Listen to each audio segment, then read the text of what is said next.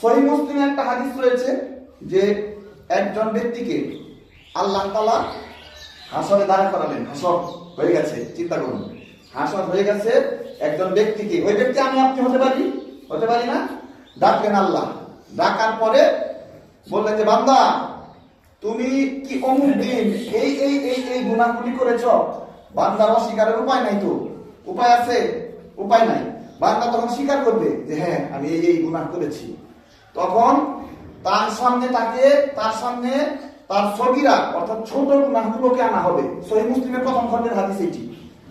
সগীরা গুনাহগুলোকে আনা হবে, তার সামনে দেখানো হবে। তখন আল্লাহ বলবেন যে তো আমি তোমার এই সগীরা গুনাহগুলোকে নেকিতে পরিবর্তন করে দিলাম। তখন ওই বান্দা বলবে হে আল্লাহ, আমি তো আরো অনেক বড় কবিরা গুনাহগুলো করেছি, সেগুলো তো দেখছি না। তার মানে সে যে সগীরা গুনাহগুলো সওয়াবে পরিণত হয়ে গেছে, এখন সে বড় বড় যে গুনাহ আছে ওইগুলাকেও সওয়াবে পরিণত করতে চাচ্ছে। এইটাতে বলছে বড় বড় গুনাহ তো করছি, সেগুলা তো দেখতেছি না। তাহলে আল্লাহ তাআলা ক্ষমাশীল,